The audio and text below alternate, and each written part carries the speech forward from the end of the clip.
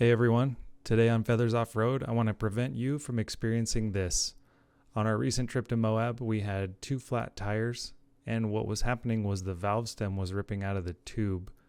We think that there's so much grip on the sandstone down here in Moab that when we were braking going down a hill, it was causing the tire and rim to move independently from each other, and there is a nut that keeps that valve stem in place, and we think during braking it was actually ripping the valve stem out. So today we're going to install a rear rim lock to prevent this from happening in the future. So to begin on the rear wheel, we need to get this axle nut off. This is going to vary depending on the size of bike. Some will have a cotter pin. Some of these nut sizes are different. This one is a 32 millimeter, about 1.25 inch wrench is fine. Up in these bigger sizes, there's not a lot of difference between metric and standard.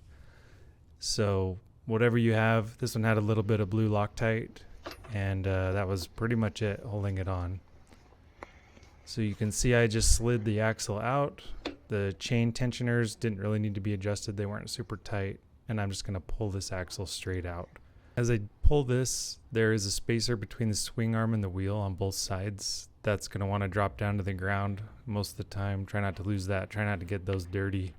They need to be pressed back into the wheel exactly where they were when we go to do this reinstall. But otherwise, it's pretty much that. Pull the nut off, pull the axle out, pull the chain off, and this is going to just drop out, and we're ready to take it to a bench.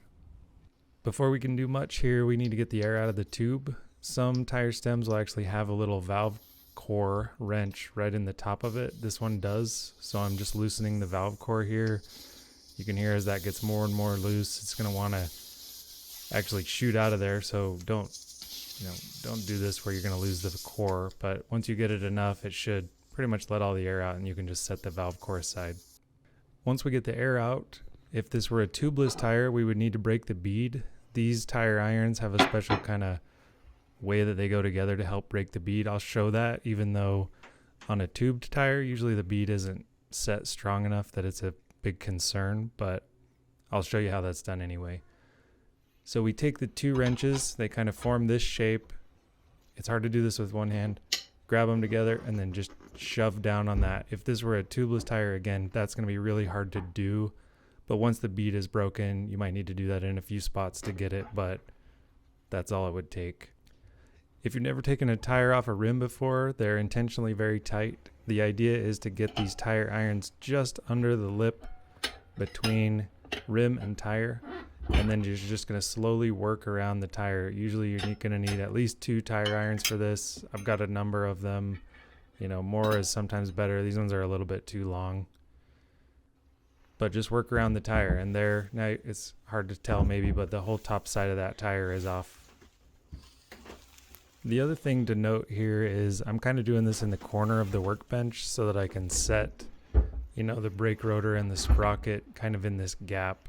I'm doing that so that I don't scrape those, bend those, get stuff in there. You just want to be careful.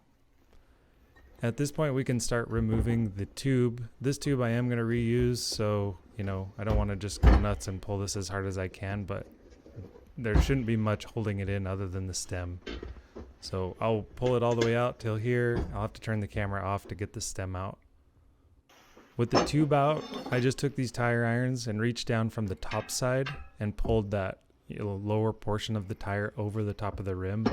And it's the same pattern as the other side. You just work all the way around in a circle until it pops off. And at this point, we're completely separated, rim and tire. So this is the tire stem hole. What we're going to do for the rim locks is just try and find something nearby where there's a big gap in the spokes.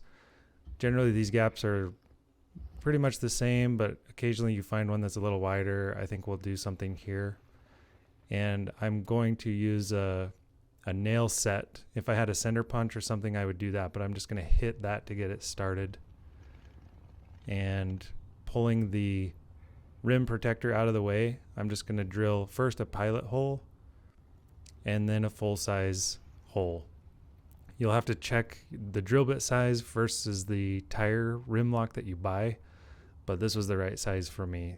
As far as what size rim lock to buy, hopefully your rims list what size they are. Here we have a rim lock 2.15 inches and the rim is 2.15. These should generally match up. These are fairly standard rims, even though this is a Chinese bike.